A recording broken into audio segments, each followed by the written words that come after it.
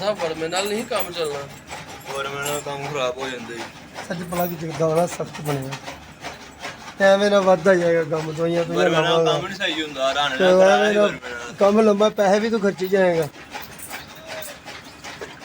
ਉਹ ਸਾਡੀ ਜਦੋਂ ਥਣ ਬੰਦ ਹੋ ਜਾਂਦਾ ਨਾ ਹਾਂਜੀ ਐਵੇਂ ਨਾ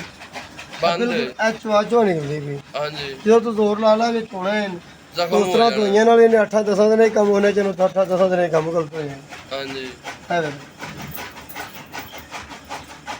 ਤੇ ਤੁਸੀਂ ਕਿਵੇਂ ਚੋਦੇ ਰਹੇ ਸਭ ਚੋਈ ਨਹੀਂ ਹਾਂ ਸਵੇਰ ਦੀ ਅੱਗੇ ਕੁਮਾਰੀ ਮੋਟੀ ਧਾਰ ਆ ਜਾਂਦੀ ਸੀ। ਹਾਂਜੀ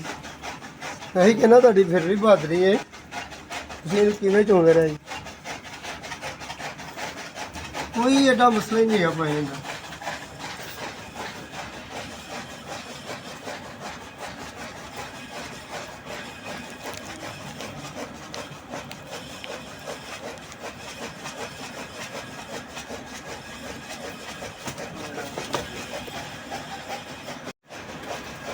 फंडा दे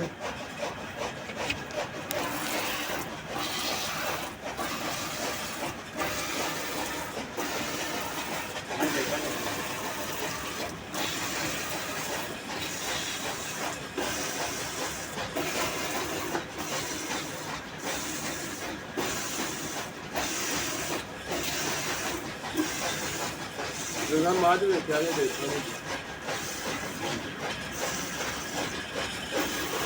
ठीक है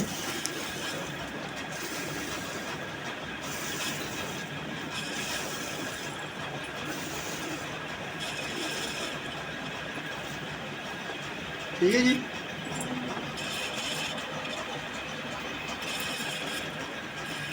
पट्टी जाना